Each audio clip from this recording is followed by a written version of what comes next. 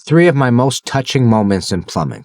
Let's talk about it. I'm Kenny Molotov, licensed plumber, professional magician, and entertainer. On this channel, I go through the ins and outs of my career in plumbing. I take you through a day in the life and we talk tools, theory, and mindset. I'm trying to give you an arsenal of knowledge and an online resource so you can take this trade head on and find yourself successful on the other end.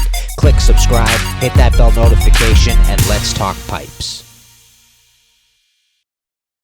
Peeps, Kenny Molotov. Check out MolotovPlumbingAcademy.com so you can get courses that are specifically designed to help you succeed in your apprenticeship, and join our newsletter. That way you know when you have content coming out to you guys, and also if there are any courses or products coming your way. So I wanted to talk to you about three of the most touching moments that I had during my career, because every once in a while you stumble upon a situation that is very emotionally based, and those emotions kind of take hold of you and kind of really put things in perspective for you and let you understand how valuable you are, and how fragile life is as well. I want to tell you a story that took place a few years back. I was still working with Dad at the time. I walked into a unit and there was a much older woman that lived there. And you can tell the moment you walked in that money wasn't really the big resource in her life, right? She lived minimally. She didn't have a lot of fancy things. She had all the things that brought her comfort, obviously. But overall, you just understood that the financial position might not be strong. So I walk into this woman's unit and she's very pleased to see me. And she says, "Oh, thank you so much for coming. My toilet's clogged. Do you mind going to snake my toilet?" No problem. I took my auger out. I snaked the toilet, cleared that up for her. And then there were these little bits and bobs that I had to do. I think there was a leaking PO plug inside the vanity. And I think the faucet for the kitchen was acting up a little bit weird, so had to run to the truck a couple of times. Took maybe about an hour to get everything done, that sort of thing. And I'm heading out, and this very sweet lady is chasing me down with a $5 bill in her hand. She's like, wait, don't leave. And she's trying to give it to me. Now, when this takes place, tips are very sweet in general, and I really appreciate it. I try not to take tips. I try to keep tips in people's pockets and just let them know, hey, you know what, don't worry about it. Thank you, that's very kind of you. But especially when I know the financial position isn't strong, I have a very hard time taking tips from somebody, because I feel like that $5 would be better in your pocket. I can always get more work. I can work harder, but you are much later in your life. I only imagine, I don't know how much money you make, but you should hold on to it, And that's exactly what I told her. I said, "Madam, that is very sweet of you." I said, "Thank you so much. Hold on to your $5. You don't have to tip me. We're going to charge the property management for this. Everything's going to be fine." She goes, No, I insist. And she's shoving it in my chest. I go, "Madam, you're too sweet. Thank you. But no, you have a coffee with your girlfriends, go out, go have some fun," sort of thing. She goes, "No." And she opens up my pocket and shoves it in. She goes, "Listen, I have had to use a neighbor's toilet over the past day." And she goes, "You have no idea what it means for you to be able to come here and unclog this toilet for me." In that moment, I came to realize how important my job is and how much I take for granted because I'm able-bodied. You know what I mean? If my toilet's not functioning, I could hop in the truck. I could be in a Tim Hortons in 5 minutes. Man, I could walk to the nearest gas station and go pee there. But when you're older in your years or you're differently abled, that is not a luxury. That's not something you can rely upon. You don't know when you're going to be able to get to the washroom, right? And for a woman her age, having to get dressed, get to the elevator, take the elevator down, get a taxi if she doesn't drive, or get an Uber if she doesn't drive, if she even knows how to use Uber or whatever, and then getting to the nearest Tim Hortons, that could be a very big ordeal. That could be 45 minutes to an hour. And imagine you really have to use the toilet, right? You're really stuck.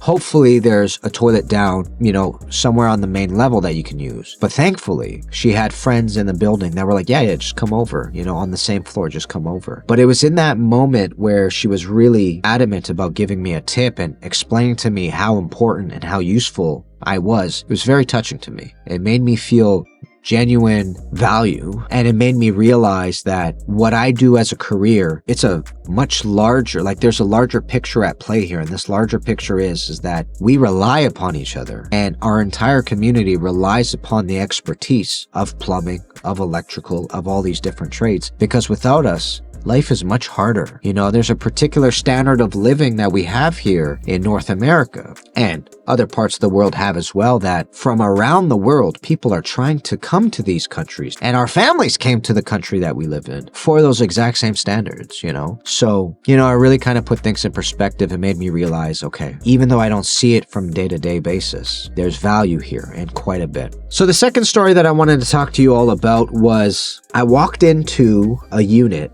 and I met a homeowner, and the moment the homeowner took a look at me, she was like, are you the plumber? I go, yeah. She goes, come here, I want to show you something. So she takes me into this room, and it's just her living room. There's no fixtures in there. And I'm like, what is she going to show me? She kind of walks me over to near the fireplace, and inside, right next to the fireplace was like this basket. And inside the basket were these beautiful, like brass looking kettles. And I wouldn't be able to tell you what they were if you took me back to that moment. But she pulls one out, and she had 2 or 3, I think. And she shows it to me, and they're shiny, they're gorgeous. And she goes, do you know what this is? I go, I have no idea what that is. Like, it looks like a strange kettle because it had holes all over it. And I was like, you can't hold any sort of liquid in this. She goes, this is a torch. I go, what do you mean? And she was like, explain to me how you would fill this torch with wood. You would light that wood up, and it would eventually produce a flame for you so that you can solder. And I'm sitting back going, whoa, like, where did you get this? And she goes, I got it from my father. My father in Scotland used to be a plumber, and these were his torches when we were growing up. And I was just so mesmerized. And then she took this stick out, and on one end of the stick, it was flat, like my palm. And on the other end of the stick, it tapered down, and it was one unit. And it had like this rounded point at the bottom. So it's one stick, flat here, point on the end, rounded point. She goes, do you know what this is? I don't know. Like, it looked like maybe a walking stick. I couldn't figure it out. She goes, this is a water stethoscope. I go, what's a water stethoscope? She goes, well, similar to what a doctor does when they're trying to listen to your heart, they use a stethoscope. This is designed to catch leaks. So you put the flat end up to your ear, the other end up to the wall, and you can trace a leak out with the stick. And I'm like, what? So my dad comes into the room. I take the water stethoscope, I put it up to my ear, I put the other end up to his chest, and I'm listening to my dad's heartbeat through a stick. Like, it amplifies the sound. I'm just so mesmerized by this. So I turned to her and I go, what was life like when your dad was around and he was a plumber in Scotland? She goes, we were never filthy rich. She goes, but we always had food on the table. Out of the entire village, we were the only household that had hot water. All her neighbors would sometimes come by to ask for some hot water. And I'm like, how did your dad manage that? She goes, well, you know what it's like. Technology is constantly changing, and every once in a while a family will say that they want a new hot water tank. And hot water tanks were the craze at that point. They were the hottest new thing on the market. So he would go to this wealthy family's home, take out the old hot water tank, put in the new one, but the old one still was not at the end of its life expectancy. It was still in good shape. So he took it home one day, piped it up for his house, and his family had hot water on demand, man. Like, you turn on the faucets and hot water came to you, and they were the only family in the village that had that. But the entire village benefited from this, right?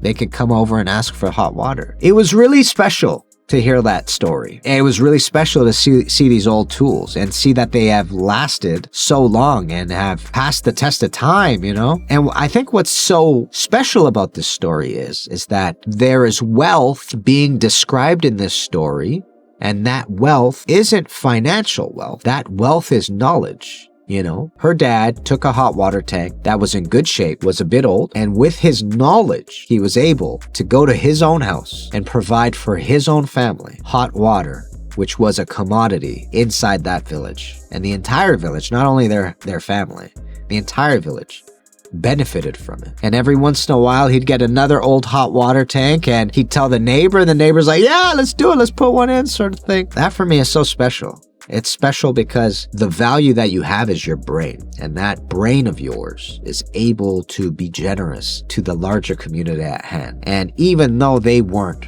rich, they were always fed and they always had hot water, you know. And I also think what's really special about that story is I hear about a parent that is doing everything in their power to provide for their family. And I think that's also a very special message, right? And each and every one of us is a resource, not just to our families, but also to our community at large. And if you take that responsibility on, you aren't feeding one mouth or two mouths, you're feeding many, you know? And there are other community members in our communities that are also feeding us, you know? It's just a magic story of wealth, and that wealth is plumbing knowledge, right? The third story is not plumbing related, but I learned of this story because I was doing plumbing for the family. As soon as I finished this job, I went on to Instagram and I told the story right then and there. I had to talk about it because of how special it was. I walked into a house, and by the way, I'm gonna get emotional about this, but I walked into a house and the homeowner that called me, when they called me, I thought they just woken up. You know how your voice is a little bit soft when you wake up and you're trying to come to your senses and like snap yourself out of it? That's how it sounded. I picked up the phone and the homeowner was like, "Hey, is this Kenny?" I go, "Yeah." He goes, "Listen, we're having some plumbing issues. I need you to come by and take a look." And he sounded super tired. I was like, okay, this guy just woke up. But I got to the house and I met this person's wife right away, and this person's wife brought me over, and I ended up meeting the homeowner that ended up calling me. And it was when I met him that I realized this person wasn't tired. They were struggling. They had health issues that they were dealing with. So I said hello to this person. I go downstairs, find out what exactly needs to be done, and I start the process. The wife ends up coming down a couple of times and really treating me like family. You know those, every once in a while you're going to walk into a household, and the moment you walk in, you do not feel foreign. You feel like you're in your own home. That's how welcoming people are. Right away, it's like, "Can I get you tea? Can I get you coffee?" "No, I'm okay." "Okay, I'm going to get you tea then."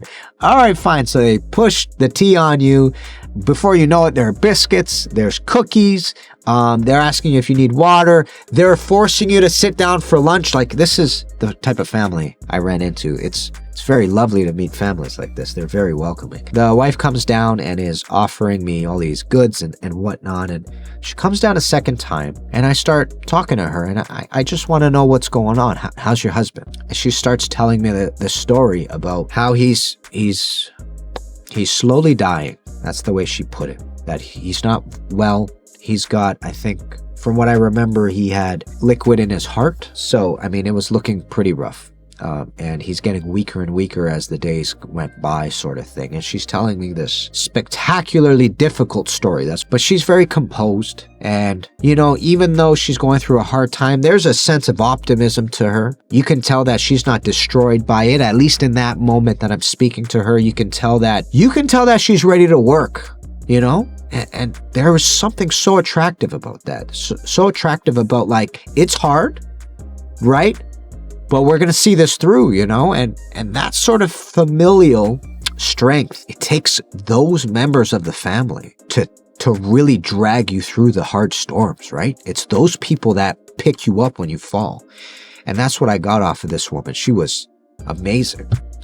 So she's telling me the story about how her husband is not doing too well, and that she's trying their best, but there's only so much doctors can do. They just got to keep trying, you know? And I remember leaving that job site understanding how limited life is, you know, just how temporary this is. And if you watch that video on Instagram, I'm just going to reiterate what I said. You know, whenever I experience those moments with customers, and it's not common, it's rare to get into such deep conversations with people, but whenever that happens, it really pinpoints what I've been thinking this entire time, which is time with your people is everything. Time is the largest resource, but having time with your family, for me, is the time best spent. You know, and if you look at my life, and I'm sure you're very similar to this, I spend a great deal of time trying to figure out how to create wealth for my family.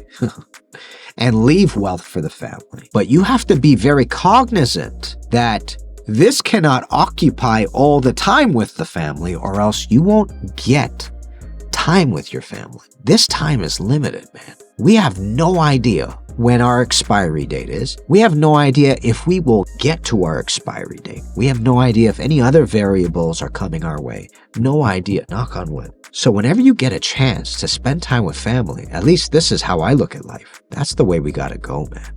We gotta spend time with family. That's everything. Imagine having all your dreams come true about wealth, but not having family. For me, those dreams are empty.